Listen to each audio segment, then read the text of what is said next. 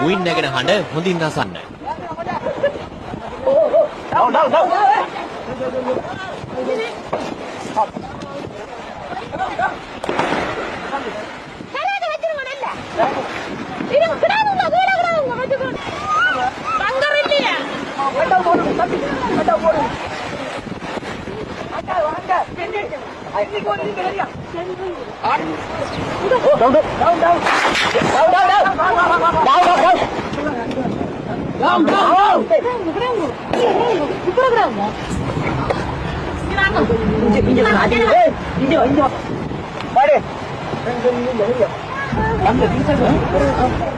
මුලතිව් වඩ්ඩුවකල් සපත්තු පාලමට බටහිර දෙසින් මේ ජනතාව පැමිණියේ විශේෂ ක්‍රියාන්විතයක් සඳහා කලපුවේ දෙපස යා කරන ලද කඹයක් ආධාරයෙන්. කරවටක් ජලයේ බැස පැමිණි දෙමව්පියන්ගේ ඇකේ සිටි කුඩා දරුවන් කිහිප දෙනෙකු දියේ ගිලී අතුරුදන් වුණා. ඇතැම් මව්වරු පියවරු ත්‍රස්තවාදී වෙඩි ප්‍රහාර හමුවේ පණ බේරා ගැනීමට දිවෙද්දී සිය දරුවන් ආගිය මඟක් සොයා ගැනීමටවත් ඔවුන්ට හැකියාවක් ලැබුණේ නැහැ. ත්‍රස්තවාදීන්ට එරෙහි යුද්ධයේ අවසන් හෝරා කිහිපයේදීවත් අන්තර්ජාතික ප්‍රජාව අවබෝධ කරගත යුතු සත්‍යතාව මෙයයි. හමුදාව මුදාගත් ප්‍රදේශයට මෙලෙස ළඟාවන වැසියන්ට වෙඩි තබන්නේ බරාවි වලින් පහර දෙන්නේ කුරිරු ත්‍රස්තවාදීන්ද නැද්ද යන්න දැස් අඳ නො වූ ඕනෑම අයෙකුට තේරුම් ගත හැකි දසුනක් වනු නොඅනුමානයි.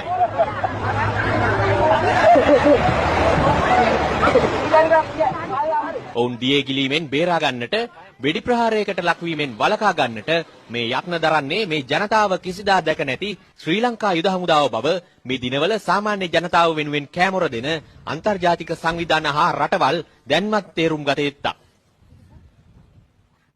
මෙච්චර වෙලා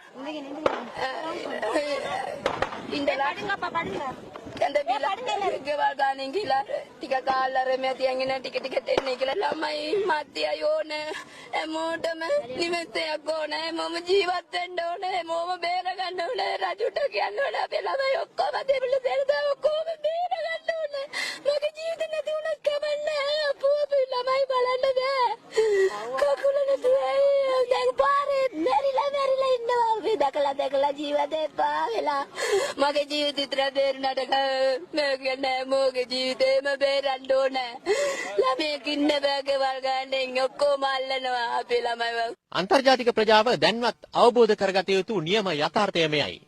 සාමාන්‍ය ජනතාව පීඩාවට පත් කරන්නේ ත්‍රස්තවාදීන්ද නොයසේ නම් යුද හමුදාවද යන්න දැන් ඉතාමත්ම පැහැදිලි වන කරුණක්. තුවාල ලැබූ වැසියන්ට මෙලෙස ප්‍රතිකාර කොට ගුවන් මගින් අනුරාධපුර මහ රෝහල වෙත පිටත් කර යැවීමටත් යුද හමුදාව පියවර ගත්තා.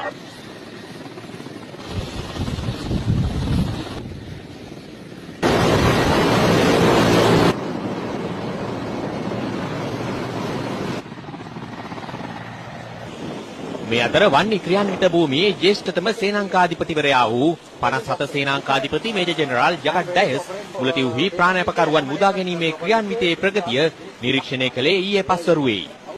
ඒ සිවිල් ජනතාව යනවට කොහොමත්ම කැමති වෙන්නේ. ඒක අනිත් එක දේශපාලන වශයෙන් පෙන්න ගන්න හදන්න පුළුවන් තරම් සිවිල් ජනතාව ඒගොල්ලන් පැත්තෙන් ඉන්නේ. නමුත් දැන් මේ ප්‍රවණතාවය දැක්කහම ඕන බුද්ධිමත් ඕන කුඩා දරුවෙක්ට හරි තේරෙනවා සිවිල් ජනතාවට දැන් LTT එකෙන් වැඩක් නැහැ. LTT එකේ තිබෙන විශ්වාසයක් හරි යම් කිසි දෙයක් තිබ්බනම් ඒ ඔක්කොම දැන් අවසానයි. LTT එකක් ඉතුරු වෙලා නැහැ. හිර කරගෙන ඉන්න අවස්ථාවේ මුදවගෙන අපේ ප්‍රදේශයට ගෙන්න ගන්න. ඒක තමයි ප්‍රධානම අරමුණ. එතකොට අනිවාර්යයෙන්ම අපිට ඉතුරු වෙලා ඉන්න ප්‍රභාකරන් සහ ඔහුගේ සඩියෝ ටික ඔක්කොම විනාශ කරන්න පුළුවන්. ඒක මම දකින විදිහට බොහොම ඉක්මනට සමහරට පෑ ගානකින් දින ගානකින් අවසන් වෙයි කියලා අපි බලාපොරොත්තු වෙනවා. ඊයේ රාත්‍රිය පුරාත් අද පෙරවරුවේත් සාමාන්‍ය ජනතාව වැල නොකඩිමින් මේ ගැඹුරු කලපුව තරණය කර හමුදාව මුදාගත් ප්‍රදේශයට ළඟා වුණා. බ්‍රිගේඩියර් ප්‍රසන්නද සිල්වා වඩ්ඩුවකල් සපත්තු පාලම අත්පත් කර ගැනීමේ ක්‍රියාන්විතය මෙහෙවන අතර වාරයේම ප්‍රාණාපකරුවන් ගලවා ගැනීමේ ක්‍රියාන්විතය මෙහෙවූයේ ඉදිරි ආරක්ෂක වළල්ලේ සිටමයි. 59 සේනාංකයේ නියෝජ්‍ය සේනාංකාධිපති කර්නල් ලක්සිරි වඩුගේ ප්‍රමුඛ බලසේනාධිපතිවරුන් හා බලඇණි අණ දෙන්නන් සියලු නිලධාරීන් මෙන්ම සොල්දාදුවෙකුගේම අරමුණ වුණේ අසරණ මේ ජනතාව කඩිනමින් හමුදා පාලන ප්‍රදේශයේ වෙත ඇතුළත් කර ගැනීමයි. ත්‍රස්තවාදීන්ගෙන් මුදා නොගත් කලපුවේ එහා යුරේ ජනතාව රැස්කමින් සිටියේ ජීවිතය තවදුරටත් රැක ගැනීමේ අපේක්ෂාවෙන්. යුද හමුදා විශේෂ බලකායේ කිමිදුම් කණ්ඩය ඇතුළු හමුදා බලෑනි කිහිපයක සෙබළුන් ඊයේ මුළු රාත්‍රිය පුරාම මොවුන් ගලවා ගැනීමේ ක්‍රියාන්විතය සිදු කළා. රූපවාහිනී අමල් සමන්ත මුලතිව් සර්වාර්ථෝඩ්ඩම් සිට